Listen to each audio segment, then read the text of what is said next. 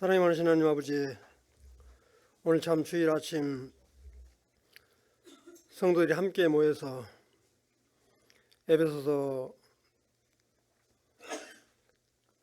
말씀을 상고해 볼 때 참 저희들이 믿음 안에서 충만한 교회 가운데 어떠한 생활을 해야 될 것인가 하는 것들을 다시 한번 살펴보게 하시고, 참으로 주님의 자녀로서 교회 안에 좀 풍성한 삶을 누리며 살아갈 수 있도록 은혜 베푸시기 원합니다. 아직 미참한 발걸음에 함께 하셔서 재촉해 주시기 원합니다. 감사를 드리며 우리 예수 그리스도 이름으로 기도를 드렸습니다. 아멘. 오늘은 에베소서 4장 17절부터 5장 17절까지 상당히 결수가 좀 많더라고요. 중요한 부분만 이렇게 말씀을 드리도록 하겠습니다. 지난 주에 말씀 중에서 4장 13절에 보면 우리가 믿음 안에서 정말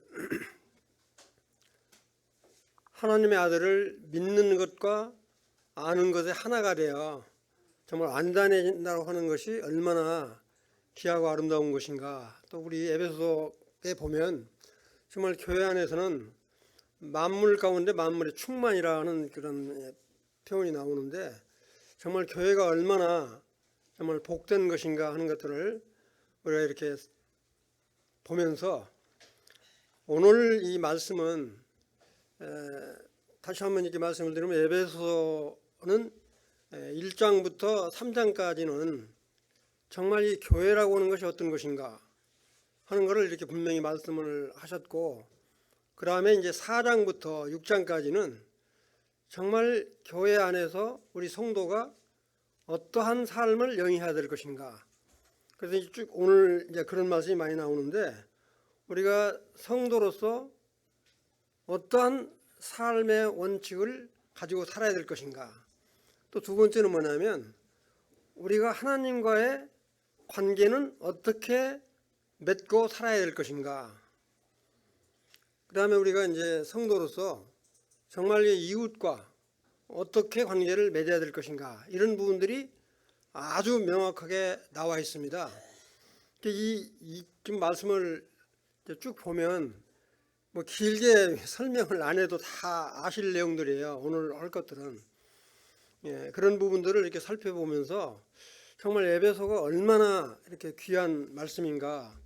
그 다음에 이제 에베소서 끝나고 빌립보서, 그 다음에 골로새서까지 이렇게 살펴보게 되면 정말 우리가 교회 안에서 예수 그리스도를 믿는 가운데 어떠한 삶을 추구하면서 살아야 될 것인가, 성도로서 어떠한 역할을 해야 될 것인가 하는 것들이 너무 명확하게 나와 있기 때문에 정말 아주 귀한 그런 말씀이다, 이렇게 생각이 됩니다. 지난주에 이제 4장 16절까지 이렇게 했어요. 4장 16절에 보면 그에게 온 몸이 각 마디를 통하여 도움을 받음으로 연결되고 결합되어, 그러니까 이렇게 우리 성도들은 서로 우리 뼈마디가 서로 이렇게 연결되고 상합된 것처럼 그렇게 됐다는 거죠. 그래서 그렇게 우리 몸은 계속 자라가야 되죠. 우리는 어린아이도 마찬가지로 처음에 갓난아이로 머물러 있는 상태로만 계속 있다면 정말 부모들이 굉장히 답답할 거예요. 젖을 먹고 점점점 이렇게 걷고 뛰고 이런 식으로 자라가듯이, 우리가 이렇게 구원을 받은 후에 정말 믿음 안에서 장성한 분량에 이르도록 자라가야 된다. 이제 그런 말씀을 이렇게 했을 뿐만 아니라, 우리가 예수 그리스도 안에서는 교회에 이렇게 하나된 이 연합이라고 하는 것이 얼마나 중요한가 하는 것들을 지난번에 이렇게 말씀을 했어요. 연합이라고 하는 것은 정말 하나됨, 서로 이렇게 단단히 뭉쳐 있는 그런 것들을 이렇게 이야기를 할 수가 있어요. 정말 이 성령 안에서 교회 성도들이 서로 이렇게 한 마음 한 뜻으로 연합되어 있다라고 하는 것이 얼마나 귀하고 아름다운가. 그래서 사실 이제 이렇게 되지 못해서 어려움을 당하는 그런 경우를 많이 볼 수 있는데, 자 이제 에베소 4장 17절부터 몇 절까지냐면 24절까지는 성도로서 삶의 원칙을 어떻게 가져가야 될 것인가. 이거는 이제 옛사람과 새사람이다 이렇게 표현할 수도 있는데, 정말 우리 성도로서 내 삶의 기본 원칙을 어떻게 가지고 가야 될 것인가 하는 것들을 17절부터 24절까지 이렇게 언급이 되어 있어요. 그래서 한 절 한 절 다 보기는 그러니까 중요한 부분만 이렇게 언급을 드리려고 그러는데, 사실 17절부터 이렇게 보시면 그러므로 내가 이것을 말하여 주 안에서 증언하노니 이제부터 너희는 이방인이라고 하는 것은 예수 그리스도를 믿지 않는 자들을 보통 우리가 이방인이라고 이렇게 표현을 하고 있습니다. 이렇게 이스라엘을 제외한 모든 사람들은 전부 다 이방인이라고 표현을 할 수 있는데, 이방인은 정말 하나님을 모르기 때문에 이렇게 험한 것, 헛된 것들을 쫓는 이런 사람들처럼 행하지 말라, 이런 표현을 쓰고 있어요. 그 다음에 이제 18절에 보면은 이런 사람들은 무지하고 그 다음에 마음이 굳어져서 하나님의 생명에서 떠나 있다. 이게 하나님을 모르는,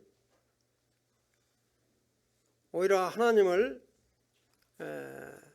안다고 쳐도 이렇게 하나님을 영광스럽게 돌리지도 않고 하는 이런 것들을 지금 표현을 하고 있어요. 이렇게 떠나 있다라고 말씀을 하시고, 그 다음에 이제 4장 21절에 보면 정말 우리 주 예수 그리스도가 진리죠.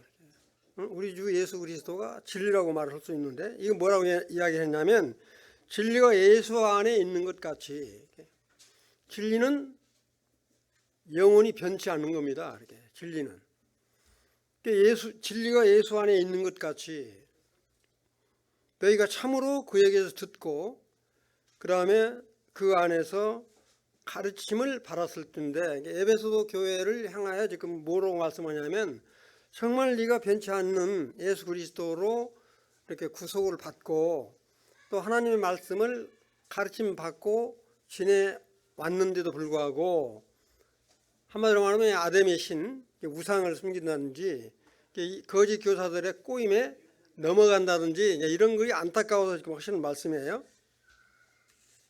그 다음에 이제 22절에 보면 뭐라고 나오냐면 유혹의 욕심에 따라 썩어져가는 구습을 따른다. 옛 것을 이렇게 연구해서 찾아가는 거죠. 새로운 것을 이렇게 알아서 나가야 되는데 옛 구습에 이게 매여 있으니까 얼마나 안타까워요. 옛 구습을 벗어버리고 정말 우리가 예수 그리스도로 구속받은 우리는 새로운 삶을 추구해 나가야 된다. 지금 그렇게 말을 하고 있습니다. 옛사람을 버린다라고 하는 말은 정말 옛 구습을 버리는 걸 지금 이야기를 하는 거예요. 우리 안에 옛 습관이 얼마나 많이 남아 있습니까? 나도 모르게 그런 것들이 많이 남아 있다고요.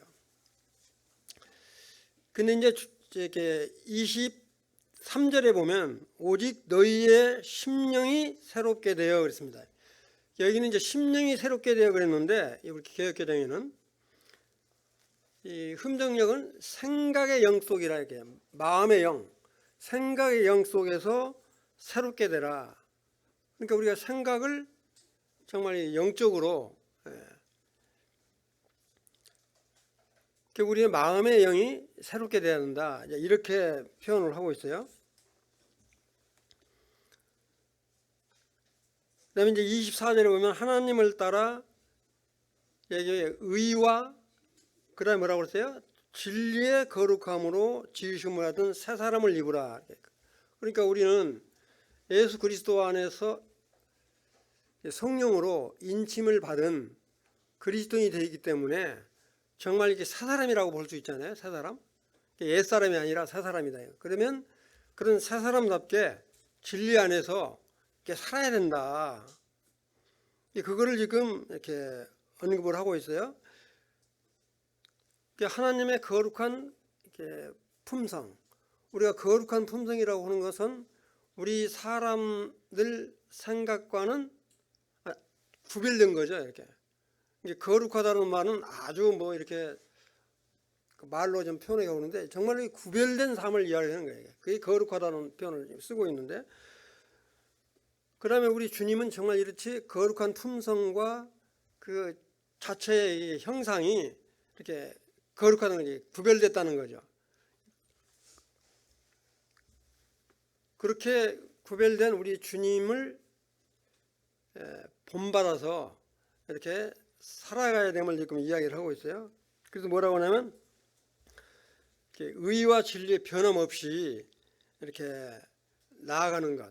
이거는 말은 쉬운데 참 쉽지 않죠.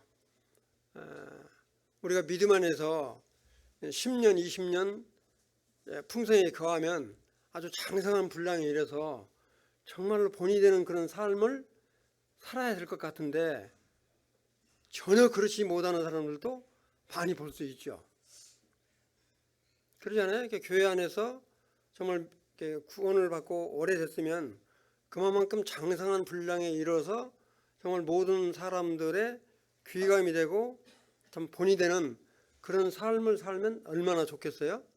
근데 실제 그렇지 못하는 모습들을 많이 보게 됩니다. 이렇게. 정말 우리가 주님의 그런 성품을 닮아간다라고 하는 것이 우리들이 얼마나 중요한 것인가, 이런 것들을 이렇게 생각해 볼 수 있어요. 그 다음에 이제 25절부터 32절까지는 정말 우리 구원받은 성도가, 이제 앞에 지금 말씀을 드린 거는 정말 성도가 살아가는 원칙을 말을 했다면 25절부터 32절까지는 우리 구원받은 성도가 이렇게 이웃하고 성도들 간에 어떠한 관계를 맺어서 가야 될 것인가, 이런 부분들을 이렇게 언급을 했어요. 이런 건 뭐 굳이 말 안 드려도 우리가 이렇게 다 알 수 있지만 우리 사도 바울님이 그렇게 구분을 이렇게 해서 이렇게 말씀을 하고 계세요. 그러면서 여기 있는 말은 가장 원칙적인 것들이라고 말할 수 있어요. 생활 가운데서 25절에 보면 뭐라고 나오냐면 정말 우리가 이웃 간에, 성도 간에 하려면 뭐라고 그랬어요? 우리 거짓말을 하지 않잖아요, 성도들한테. 그러시죠? 근데 우리 지금 그 사도 바울이 에베소 교회 성도들한테 어떻게 하냐면 거짓을 버리고 이웃과 더불어서 참된 것을 말하라. 거짓말 하지 말고 서로 이렇게 몸된 지체인 것을 이렇게 확인을 하는 말이죠. 정말로 아마 어떤 부모치고 자식한테 거짓말을 하는 사람은 없을 거예요. 자식한테. 그런 것처럼 거짓을 버리고 이웃과 더불어 참된 것을 이렇게 말해라. 그렇게 이제 그런 말부터 시작을 해가지고, 그 다음에 26절에 보면 그러잖아요. 분을 내어도 죄를 짓지 말라. 이 말은 많이 쓰죠. 이렇게. 아마 화 안 내는 사람이 거의 없을 거예요. 이렇게. 저도 가끔 집에서 어떤 일을 하다 보면 나도 모르는 사이에 큰 소리가 팍 튀쳐나올 때가 있어요.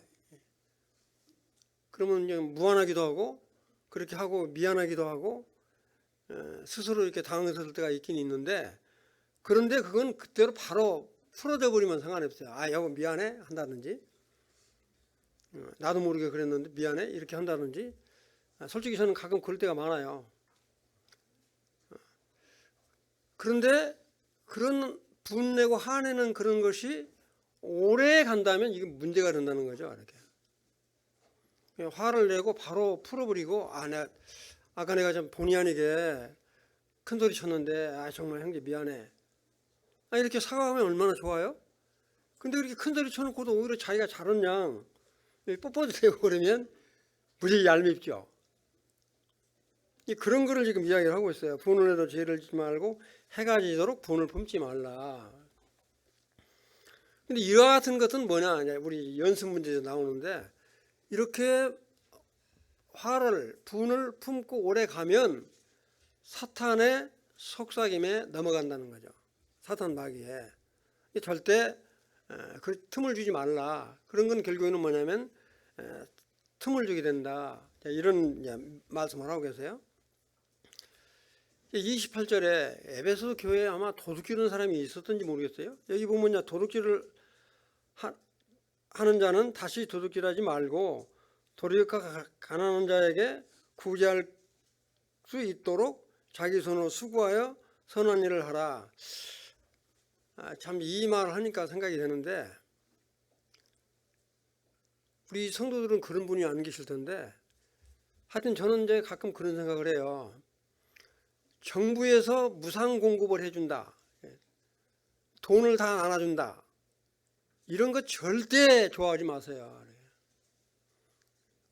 저도 옛날에 우리 IMF가 아니라 몇 년 전에 돈 40만 원씩 주기로 받아가지고 가장 필요한 믹서기를 이렇게 샀었는데, 그렇게 주니까 좋긴 좋아요. 근데 생각해 보니까 나보다 더 모든 사람도 많을 텐데, 이런 재정이 결국에는 국가 부채로 가잖아요. 그럼 결국에 전부 누구들의 것이냐면 우리 후손들의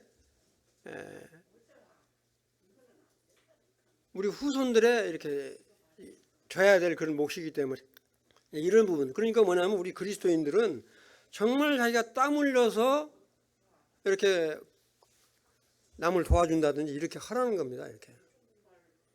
이제 내가 열심히 일을 해서 그렇게 번 돈으로 이렇게 이웃을 돕는다든지 또 성도들을 돕는다든지 우리가 헌금을 한다든지 이런 것들 얼마나 좋습니까? 저도 아주 옛날 초창기에요. 구원을 받고 이 교회에 무슨 이렇게 돈이 필요하다고 그래요. 그래서 저도 이제 로또를 사가지고 당첨되면 큰 몫을 할 수 있겠다, 이런 게 마음이 들었어요.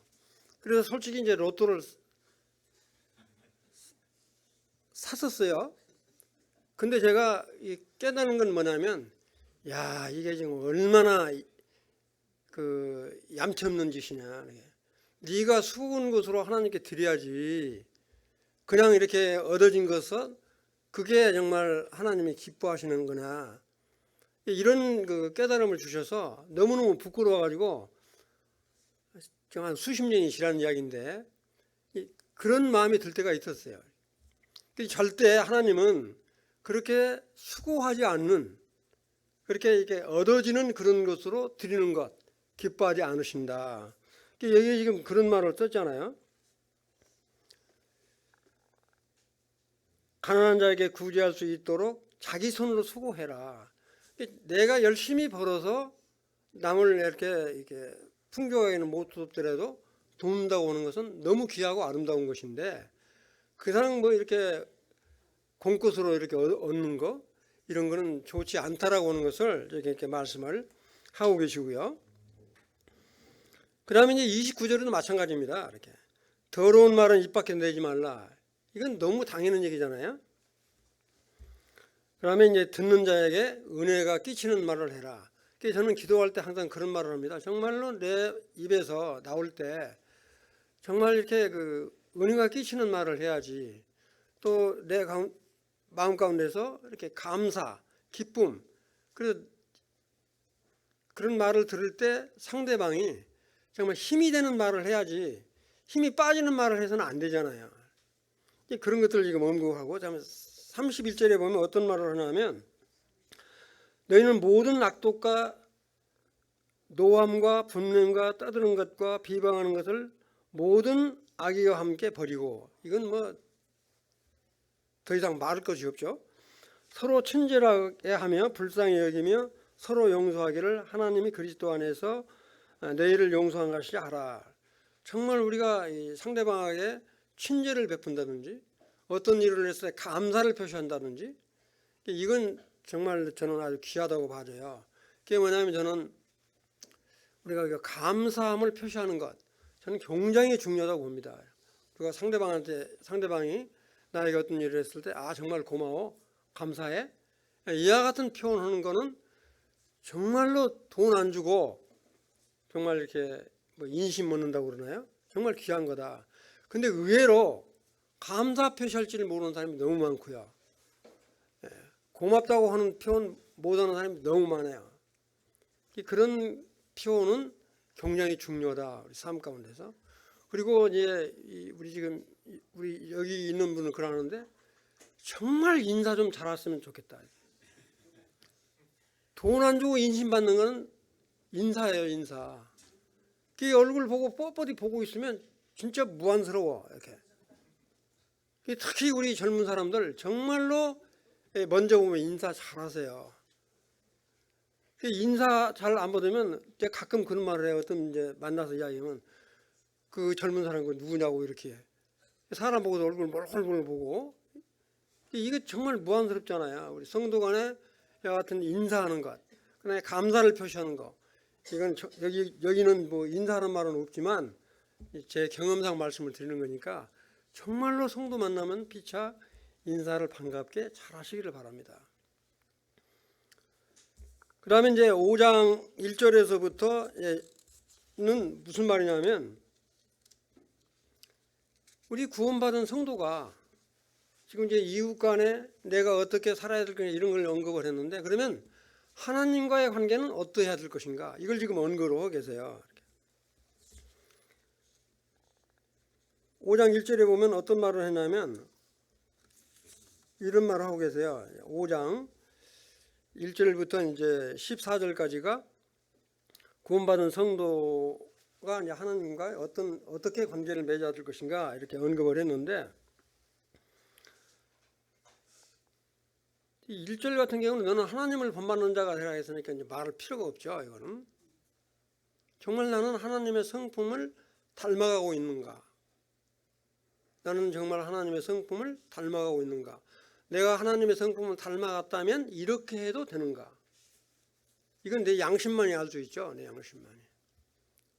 누가 이렇게 말할 수 없잖아요. 내가 정말로 하나님의 자녀라면 내가 정말 하나님의 성품을 닮았다면 이렇게 할 때 우리 주님은 기뻐하실까? 아니면 민망해 하실까? 이렇게 생각할 수 있잖아요. 이렇게 하라는 거예요. 이렇게. 그 다음에 2절에 보면 그리스도께서 너희를 사랑하신 것 같이 너희도 사랑 가운데서 행하라. 우리를 위해서 자신을 버리사 향기로운 제물과 희생제물로 하나님께 드리셨느니라. 희생제물이라고 하는 것은 아까도 내가 말씀드렸으니까 우리 주님은 죽기까지 우리를 사랑하셨잖아요. 그런 것처럼 정말로 이렇게 내가 정말 힘들어 애쓴 것들을 하나님께 드릴 때 하나님이 기뻐하신다는 거죠. 그 다음에 3절에 보면 음행과 온갖 더러움과 탐욕을 너희 중에서 이름조차 부르지 말라. 이런 거는 아예 입 밖에서 내지 말라는 거죠. 이렇게 음행, 더러운 거, 탐욕이라든가, 그 다음에 뭐 방탕이라든가, 농담이라든가 이런 것들은 가능하면 입 밖에서 내지 말라.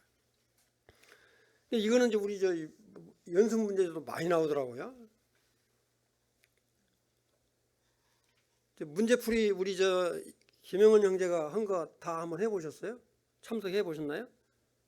진짜 문제를 아주 잘 냈더라고. 내가 오늘 꼭 좀 발표하라고 내가 신신당부를 했는데 발표할지 안 할지 내가 모르겠지만 정말 그와 같이 성경을 읽고 그런 생각을 한다는 게 너무너무 귀하고 아름다웠어요. 4절에 보면 누추함과 어리석은 말이나 희롱의 말, 농담 함부로 하는 거 참 조심해야 됩니다. 성도 간에.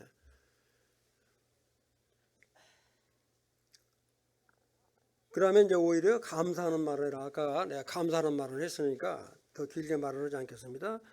5절에 너희는 정녕 이것을 알거니 음행하는 자나 더러운 자나 탐하는 자 곧 우상 숭배자는 다 그리스도와 하나님의 나라에 기업을 얻지 못한다. 정말 우리가 이렇게 하나님의 자녀로서 하나님의 상속 유업을 받을 자가 돼야 되는데 이렇게 하는 자는 상속 유업이 없다고 하는 거니까. 그 다음에 6절 누구든지 헛된 말로 너희를 속이지 못하게 하라.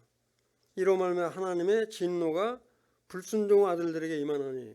정말 하나님의 말씀에 따라 살지 않고 내 좋을 대로 한다면 하나님의 진노가 임한다. 이런 표현들은 좀 무서운 말이죠. 이렇게. 그 다음에 8절로 넘어가면 너희가 전에는 어두움이더니, 전에는 어두움이다라는 건 무슨 말이냐면 우리가 주님을 믿지 않았을 때는 세상 가운데 있었기 때문에 정말 빛이 없는 어둠 가운데 거했다는 거죠. 이렇게. 그러나 이제는 예수 그리스도의 구속으로 정말 우리 주님의 자녀가 된 빛을 받고 사는 사람이기 때문에 정말 착함과 의로움과 진실함에 거해야 된다. 그 다음에 10절에 보면 주를 기쁘시게 할 것이 무엇인가를 시험하여 보라. 참 이 말이 아주 쉬운 말인데 정말 내가 이렇게 하는 것이 우리 주님이 기쁘시게 할 것인가, 이렇게 하면 우리 주님이 오히려 근심할 것인가 하는 것들을 한번 생각해 보면 참 좋겠다. 우리가 어떤 일을 할 때 그런 생각을 많이 하잖아요. 주님이라면 이런 경우에 어떻게 하셨을까, 이런 질문을 많이 드리잖아요. 주님이라면 어떻게 하셨을까. 내가 어떤 어려운 환경에 처해 있을 때 주님이라면 이런 경우에 어떻게 하셨을까, 이렇게 한번 견뎌보면 참 좋겠다, 이런 말씀을 드리고 싶고요. 그 다음에 이제 12절에 보면 은밀히 행하는 것들은 말하기도 부끄러운 일이라. 참 이게 참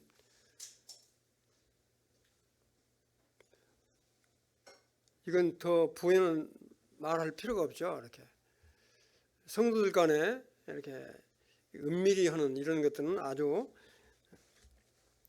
14절에 보면 그러므로 이르시기를 잠자는 자가 깨어서 죽은 자를 가운데서 일어나라.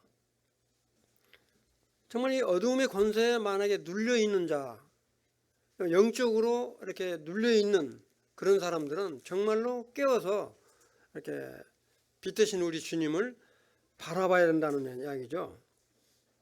그리스도께 너에게 비추어 주시리라. 그러니까 정말 우리가 이렇게 하루에도 12번씩 우리 마음이 성령 충만으로 살면 얼마나 좋겠어요. 근데 그렇지 못하기 때문에 늘 깨어서 주의 말씀에 거하지 않으면 우리가 이렇게 바로 실족할 수 있기 때문에 빛 대신 주님을 바라봐야 된다.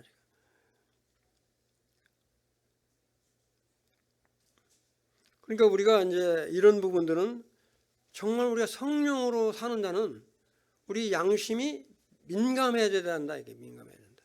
우리가 어떤 그 불편함이 있으면 제일 먼저 우리 양심이 우리를 곤혹스럽게 하죠. 정말 이 성령의 내 안에 성령으로 사는 자는 도덕과 윤리적인 측면에서 양심적으로 거리낌이 없어야 된다는 거죠. 이거는 뭐 굳이 말 않더라도, 그러나 참 이런 말하면 좀 죄송스러운데 지금 우리 양심이 없는 사람이 얼마나 많아요?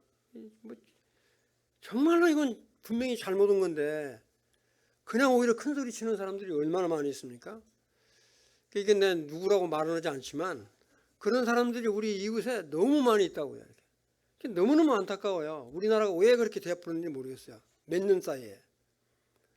옛날에는 동성애라는 말을 끄집어내지도 못했어요. 부끄러워서. 근데 지금 뭐 동성애 이런 말은 뭐 이 말 나왔으니까 제가 좀 말씀을 드리면, 만약에 동성애 이런 게 찬성이 된다든지 차별금지법이 통과가 되면 우리 교회 내에서 내가 이 자리에서 정말 동성애는 잘못이다, 그거 해서는 안 된다, 이 말하면 제가 구속된다고요. 그런 말을 했다고 해서 구속되면 되겠어요, 제가? 그 다음에 차별금지법. 이건 역차별이에요, 역차별. 우리 이제 하나님께서 남자와 여자가 결혼하라고 그랬지, 남자가 결혼해요? 그래가지고 애가 없으니까 그 인공지능 시켜가지고 애를 만들어서 하려고 하는 이런 시대가 돼버렸어요. 이런 시대가. 입양해서 들여서 키우는 건 좋지만 지금은 벌써 중국에서는 그런 실험을 하고 있다고 그러는데 이래서야 되겠냐고요. 이게. 하나님의 말씀을 정면 도정하는 이와 같은 차별금지법 같은 것 같다.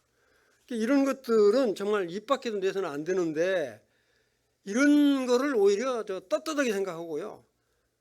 아주 우리같이 반대하는 사람은 세상 말로 아주 꼴통이라고 그렇게 표현을 쓰고 있더라고요. 내가 보니까. 근데 우리는 이런 것에 정말 우리 양심이 무뎌져서는 안 된다. 이런 말씀을 드리고 싶고요.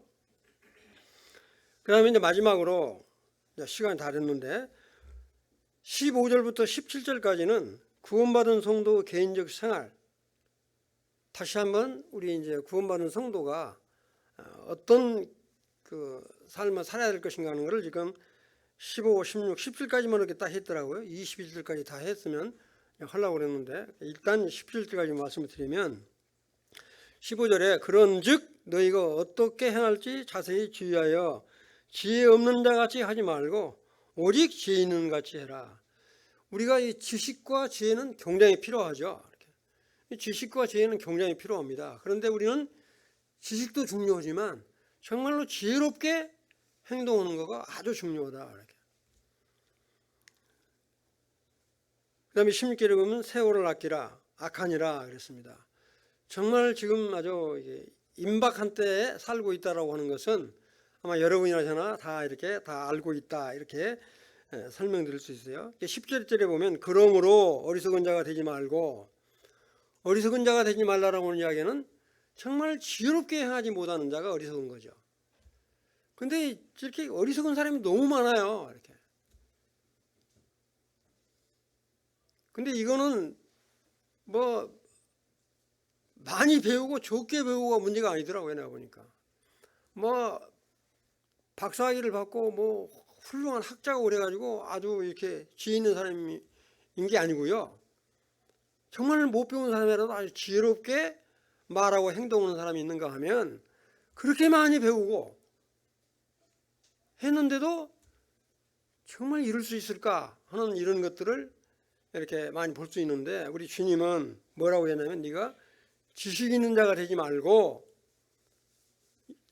많은 지식을 얻어라 이렇게 말하지 않고 정말로 지혜 있는 자 같이 되고 정말로 어리석은 자가 되지 말고 오직 주의 뜻이 무엇인지를 이해해라.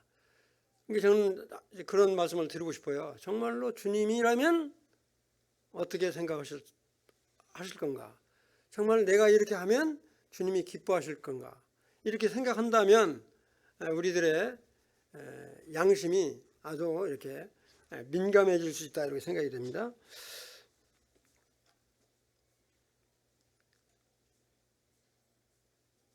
정말 이게 주님의 뜻을 분별한다라고 하는 건 하나님의 말씀을 이렇게 말씀에 일치하면서 산다라고 하는 것이 얼마나 필요하고 중요한 것인가.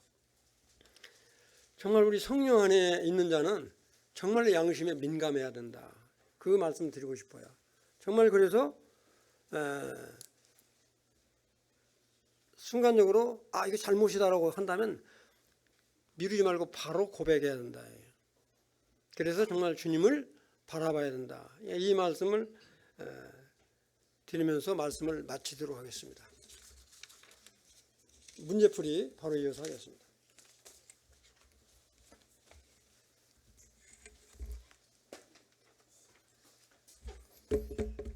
네, 안녕하십니까. 김영원 형제입니다. 네, 오늘 문제풀이 진행하도록 하겠습니다. 저희가 오늘 에베소서 말씀을 통해서 그리스도인들이 어떻게 살아가야 될지 함께 저희가 보게 되는데요. 이게 사실 저도 준비하면서 많은 유익이 있었고 또 성도님들과 교제하면 좋겠다라는 생각이 오히려 더 많이 들었어요. 저희가 청년부끼리만 교제를 하다가 또 이런 부분에 있어서 이 질문들을 또 기혼 형제님들과 자매님들 이렇게 교제 나누면 더 유익하겠다. 하지만 오늘 일단 정해진 시간이 있으니까 간략하게 좀 얘기 나누도록 하겠습니다. 네, 그 1번 문제 보면 그리스도가 없는 사람의 상태와 삶은 어떠한가 이렇게 나오고요. 그 다음에 옛사람과 새사람의 차이를 적어보라는 문제입니다. 그래서 처음에 그리스도가 없는 사람의 상태와 삶은 이제 이방인 17절 말씀에 보면 이방인들의 삶이고요. 17절 말씀에 마음이 허망한 것으로 행한다고 하고 있습니다. 이 허망은 아무 의미가 없고 가치가 없는 것을 이야기하면서요. 하나님의 뜻이나 진리와는 상관없이 이제 헛되고 목적 없는 일에 몰두하고 사는 삶을 얘기하고 있습니다. 이것들이 이방인의 삶의 특징이고요. 그 다음에 어두워진 총명을이라고 이런 키워드를 정리를 했는데 이 총명이라는 것은 이해력과 지혜 또 마음의 밝음을 이야기하고 있습니다. 그래서 하나님의 말씀을 깨닫지 못하고 영적으로 무뎌져 있다는 뜻도 되고 어떻게 보면 하나님과의 관계가 없다는 것도 볼 수 있습니다.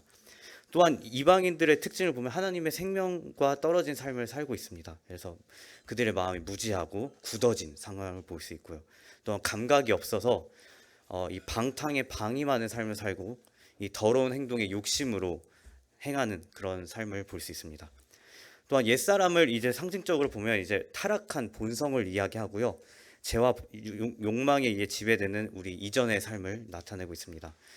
이 겉면은 옛사람을 벗어버리고 하나님의 진리에 따라 새롭게 변화된 삶을 살도록 권면하고 있습니다. 이 새 사람은 하나님을 닮아가는 삶인데요. 말씀에 보면 하나님을 따라 의와 진리와 거룩함으로 지으심을 받은 새 사람을 입으라. 그래서 의와 진리와 거룩함을 추구하는 삶이고 하나님의 형상을 본받아 살아가는 삶을 의미하고 있습니다. 네, 정리가 되셨죠? 네, 다음 질문 보겠습니다. 네, 분을 내어도 죄를 짓지 말며 해가 지도록 분을 품지 말고의 의미는 무엇일까? 네, 아까 형제님께서도 잘 말씀해 주신 것처럼 그냥 말씀 그대로 저희가 받아들이면 될 것 같습니다. 그렇지만 저희가 보면 이제 분노란 무엇인가 생각을 해보니까 자연스러운 감정이더라고요. 하루에 화를 몇 번 내세요? 생각해 보시면 뭐 직장에서나 아니면 가정에서나 화라는 거는 충동적으로 일어나는 어떻게 보면 감정에 의해서 지배되고요. 화 안 내는 사람 못 본 것 같아요. 저도 화가 진짜 날이 갈수록 많아지더라고요. 저도 네. 그래서 이 화를 주체를 못할 때가 있는데 이제 이것들이 자연스러운 감정이지만 죄로 이어지지 않도록 주의해야 될 것입니다. 근데 이게 내가 화를 내지 않아야지 뭐 이런 마음가짐으로 되진 않잖아요. 그렇기 때문에 우리가 말씀에 기반해서 주님이 우리를 용서하신 것처럼 우리가 어떤 삶을 살아가야 될지 이 부분을 저희가 같이 고민하고 함께 교제하면 좋겠다는 생각이 들었습니다. 그래서 마음의 지배를 당하기 쉽지만 이 쉽게 죄를 짓고 타인에게 해를 끼치는 것은 어떻게 보면 화가 제일 사탄이 우리를 공격하는 제일 1순위의 도구다 이렇게 생각이 들어졌습니다. 그래서 사실 26절 27절 말씀을 보면 분을 내어도 죄를 짓지 말라, 해가 지도록 분을 품지 말라, 그리고 마귀에게 틈을 타지 못하게 하라. 이 세 가지를 저희가 기억해야 될 것입니다. 네, 여기서 이 참고 구절을 보니까 두 가지 형태로 좀 나눠져 있는데요. 의로운 분노가 또 있고 또 교회 내에서 용서와 그리고 중요성을 강조하고 있는 참고 구절을 볼 수 있는데요. 이 비느하스 이 의로운 분노라고 이 배경이 이스라엘 백성들이 계속 반복적으로 우상 숭배와 음행을 할 때 이제 비느하스가 이 의분을 감고 행동하는 모습을 통해서 하나님께서 이 공의를 지키기 위해서 언약을 세우시고 축복을 세우신 장면이 있습니다. 그래서 저희가 거룩한 화라고 하죠. 이게 가능할까라는 생각이 좀 들었지만 저희가 생각해 볼 포인트는 이 거룩한 분노에 대한 경계선은 우리가 어떻게 생각할 수 있을까? 그러니까 저도 이런 경험이 있어요. 이제 교회 내에서 이제 찬양팀을 하는데 저도 옳은 소리를 했는데 제 안에 육신이 조금 나오게 되면서 제 마음이 좀 어려운 적이 있었습니다. 그 경계선이 무엇일까? 이것을 내가 말함으로써 정말 내가 옳은 말을 하더라도 이것이 남에게 유익이 되지 못한다면 이게 거룩한 분노? 거룩한 언행이 될 수 있을까? 이런 생각을 했는데 이런 우리가 어쨌든 이 죄에서 있어서는 어쨌든 이 의로운 분노도 생각해 볼 필요가 있다. 이런 식으로 정리가 좀 됐고요. 또 고린도후서 2장 5절에서 11절 말씀을 보면 교회 내에서 이제 용서하의 중요성을 이야기하면서 사랑으로 형제를 권면하고 회복시킬 것을 이야기하고 있습니다. 네, 신기하게 저희가 어제 청년부에서 다뤘던 또 말씀이에요. 네, 3번 질문 가겠습니다. 이제 성도 관계 속에서 세 사람은 어떤 모습으로 살아가야 되냐. 요약을 하자면 분노 조절 이 부분을 얘기하고 있고요. 마귀에게 틈을 타지 않을 것을 얘기하고 있고, 또 절도에 대해서도 이야기하고 있는데, 저희가 정직함으로 가난한 자에게 구제할 수 있도록 수고하고 선한 일을 해라, 이런 말씀으로 좀 정리가 됐습니다. 또한 유익한 말을 하는 것을 얘기하고 있는데요. 아까 형제님께서 잘 말씀해 주시다시피 은혜를 끼치는 말을 저희가 서로 함으로써 저희가 그리스도의 사랑을 더욱더 경험하고 또 서로 세워지는 역할로 저희가 사용될 수 있다고 생각이 들어졌습니다. 뿐만 아니라 친절과 용서를 이야기하고 있는데, 서로에게 친절하게 대하는 것. 그래서 오늘 프로젝트를 드리겠습니다. 오늘 성도님들 다 같이 모이는 곳에서 서로 친절하고 불쌍히 여기고, 그리스도가 우리 용서하신 것처럼 그 용서함을 또 이렇게 용서하는 이렇게 시간이 되면 좋겠다 생각이 들어졌습니다. 또한 다음 질문, 그 바울의 노동의 참된 목적을 얘기하자면, 이제 첫 번째는 자신의 손으로 일하며 필요를 충당함으로써 다른 사람에게 모범을 보였던 게 있고요. 두 번째는 약한 사람을 돕는 것을 또 이야기하면서 주는 것보다 받는 것이 복이 있다는 예수님의 가르침을 이 말씀을 통해서 이야기하고 있습니다. 그래서 다 일하고 계시잖아요. 어쨌든 학생들도 일하는 거고, 사실은 모든 직장인 분들, 사업하시는 분들 다 그리스도 삶이라는 게, 그리스도의 삶이 단순히 우리를 위한 것이 아니라 다른 사람들을 섬기고 이웃사랑에 실천하는 데 있다. 그리고 우리 목적은 생계 유지가 아닌 사랑과 섬김으로 하나님의 뜻을 이루어가고 세워가는 것이다. 이렇게 정리를 좀 해봤습니다. 네, 4번 질문, 우리가 성령님을 금심하게 하지 말아야 할 이유는 무엇인가? 네, 저희가 어쨌든 성령님의 역할을 보면 이제 우리 안에 거하시고 인도하시고 보호하시는 역할을 하고 있고요.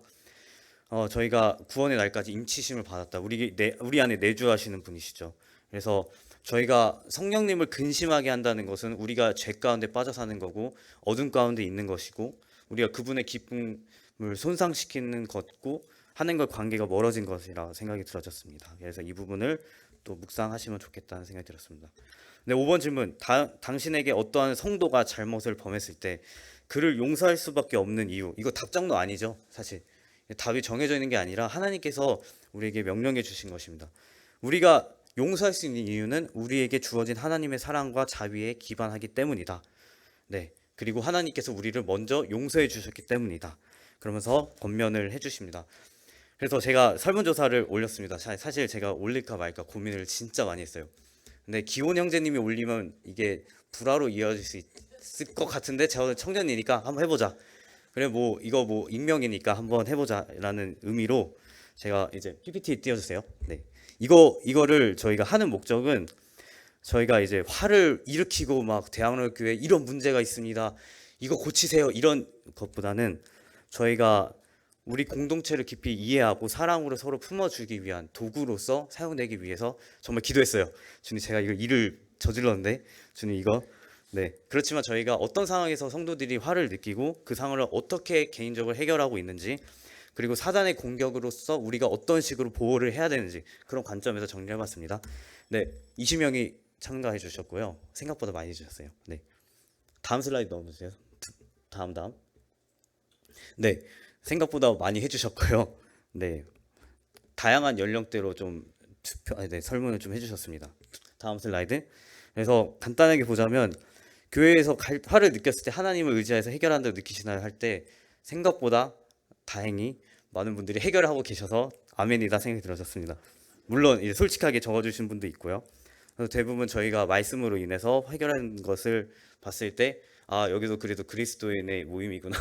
네, 세상적인 사람은 사실 이렇게 좀 어려움이 있을 텐데 그런 어려움을 해결하고 계시는구나를 좀 보게 되었고요. 다음 페이지.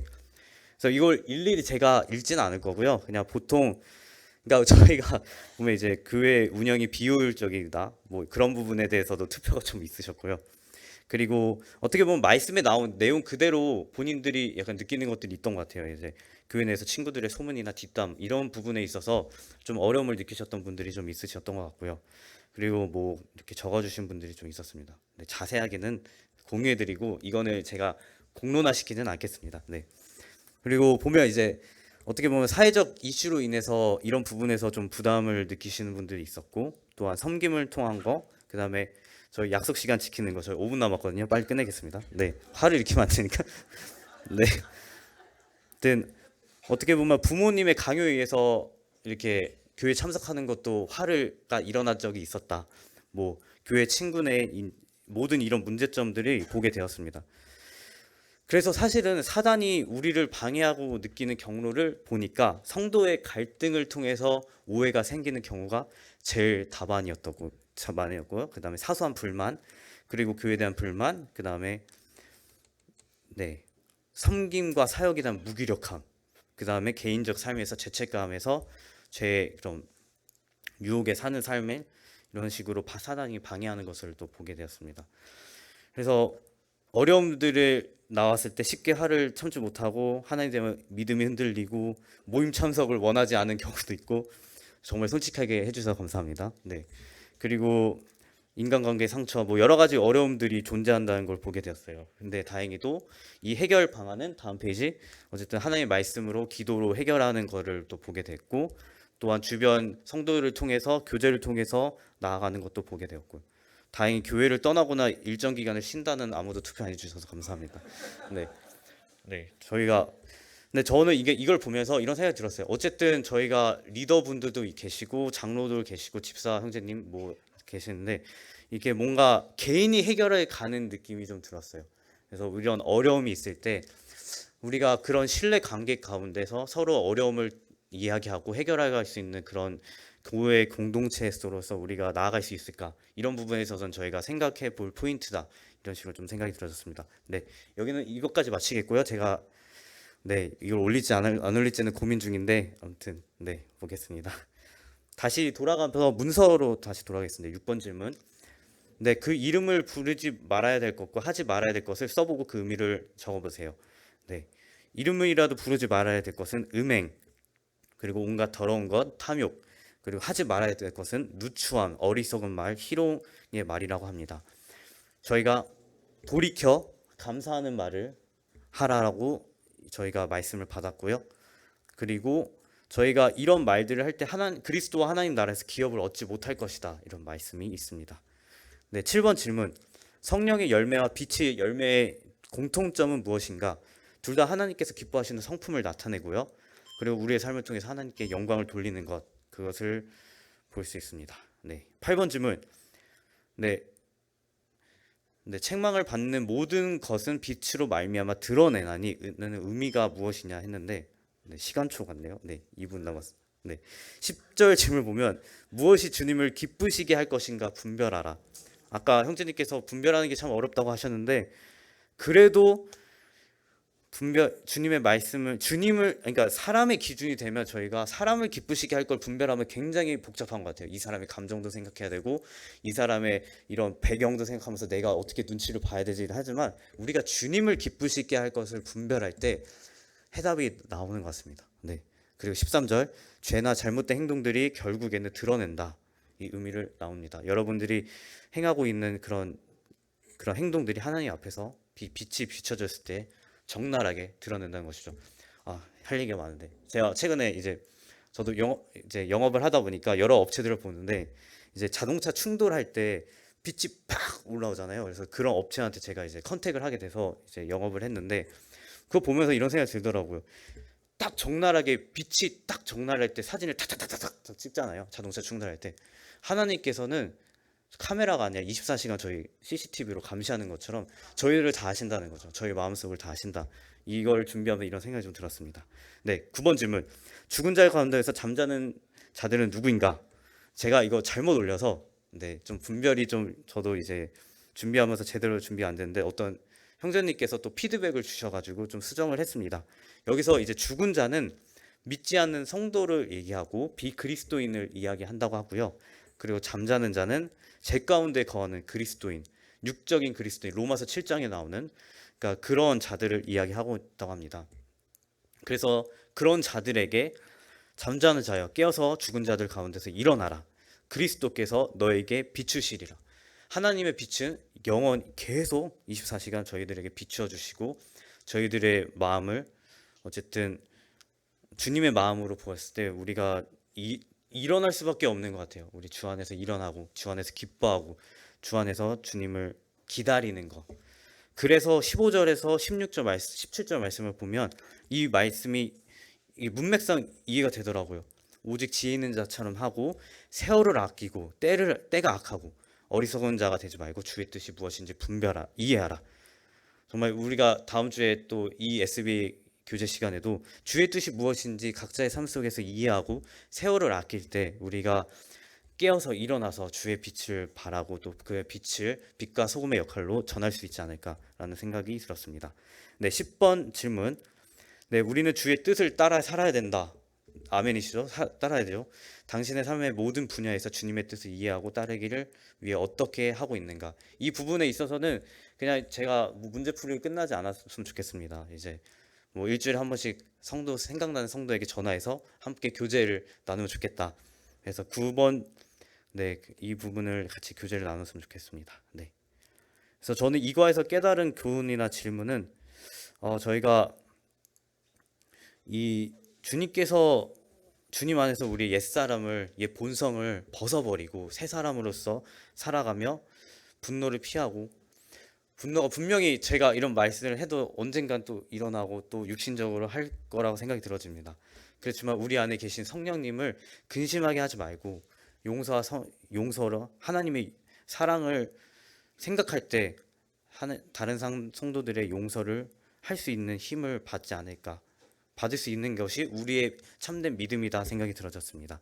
네, 네. 그래서 어쨌든 이렇게 많은 분들이 참여해 주셔서 감사드리고요. 어쨌든 이렇게 저희가 서로를 이 질문들이 서로를 비판하고 비난하고 이 사람이 이런 질문했을 것 같은데 역시 이 사람은 이렇게 절대 그런 것이 아니라 오히려 서로 사랑하고 서로 이해하고 그리스도의 사랑과 용서와 사랑의 깊이가 깊어지는 시간이 되면 좋겠다라는 생각이 들어졌습니다. 네, 이상입니다. 네.